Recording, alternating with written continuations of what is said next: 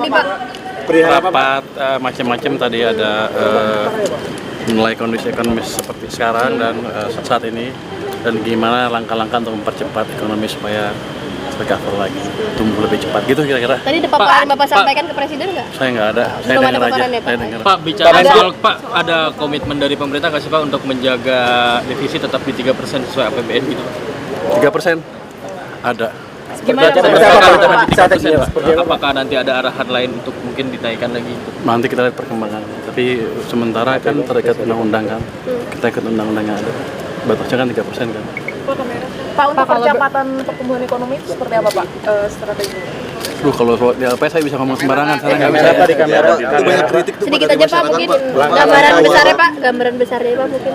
Di awal katanya ngomongnya sembarangan ya. Iya Pak. Bukan begitu, karena mereka nggak ngerti gimana konsepnya. Kalau ngomong itu sombong lagi. Saya ekonom udah lama, jadi kira-kira ngerti lah gimana saya memperbaikinya dan kira-kira kelemahan yang terjadi sekarang apa.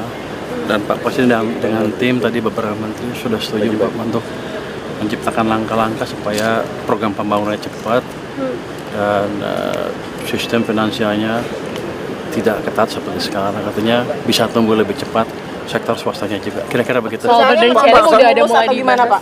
Saya belum bicara burden sharing. Tapi ada kekhawatiran menambah risiko inflasi gimana Pak?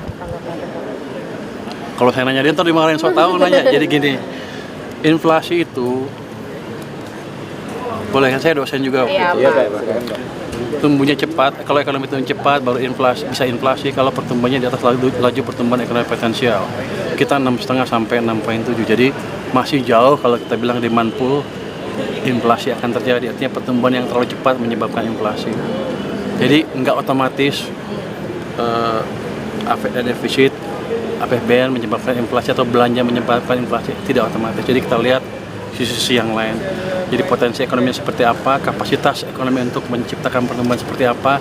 Kalau di atas itu terlalu tinggi, baru ada yang disebut demand pull inflation. Pak, ada rencana menambah stimulus nggak sih Pak?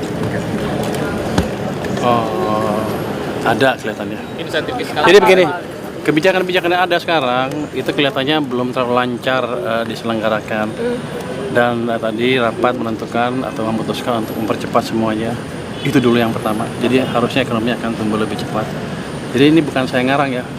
Memang kebijakannya seperti itu di sana di dalam. Kebijakan yang di mananya sih Pak yang mungkin bisa dilanggar gitu ya? Atau mungkin dari pajak atau dari apanya Pak? Anda mau kena pajak. Belanja, utamanya belanja. Program bukan belanja. Program yang ada akan dibuat berjalan cepat sesuai dengan waktu yang ditetapkan.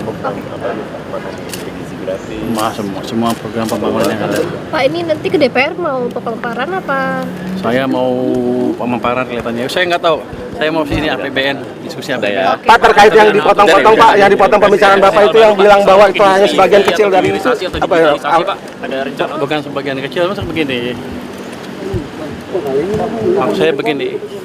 Ketika ekonomi agak tertekan, banyak kan masyarakat yang merasa susah, bukan sebagian kecil ya. Mungkin sebagian besar kalau sudah sampai turun ke jalan. Jadi kuncinya di situ. Berapa cepat kita bisa memulihkan ekonomi sehingga lapangan kerja ada banyak. Itu yang kita kejar nanti ke depan. Jadi itu maksudnya saya kemarin. Kalau kemarin salah ngomong saya minta maaf. Cukai minuman berpemanis. Tapi kaget nggak sih Pak? Kaget nggak Pak itu sejak jadi menteri akhirnya banyak statement seperti itu dipotong-potong dan dapat kritik dari masyarakat seperti itu Pak? Kaget juga, tapi kan ini proses edukasi ke publik. Ya nggak apa-apa, saya juga sama. Kalau saya salah saya perbaiki. Tapi yang jelas maksud saya seperti itu. Bukan bilang biar aja atau itu yang susah aja yang pasti enggak. Ada sesuatu yang bisa diperbaiki yang membuat mereka nanti lebih mudah mencari kerjaan. Bukan mereka ya, semuanya masyarakat bisa sejahtera bersama, itu tujuannya utamanya sebetulnya. Baik Pak, terima kasih banyak Pak. Kita akan ngikutin undang-undang yang ada. Itu kan bukan selesai keputusan pemerintah secara keseluruhan nanti. Tapi tidak akan berubah atau melebihi dari itu Pak? Kita ikut undang-undang yang ada. Oke, kalau untuk GDP ratio Pak, apakah kan sekarang sekitar 40%? Apakah tadi ada arahan atau ada pembicaraan itu harus bisa lebih besar? Nanti kita lihat seperti apa ke depannya. Dan begini, let's say utangnya pada level yang sekarang, defisitnya. Tapi dengan uang yang ada kita bisa ciptakan pertumbuhan yang lebih cepat. debt to GDP-nya akan cenderung turun.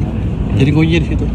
Terus Optimalkan dana yang ada, program yang ada, supaya menciptakan pertumbuhan yang lebih cepat sehingga debt to GDP-nya steady atau stabil, tapi kemakmuran masyarakat meningkat dengan signifikan. seberapa butuh Bapak dengan bantuan dari moneter Pak untuk mendorong pertumbuhan ekonomi?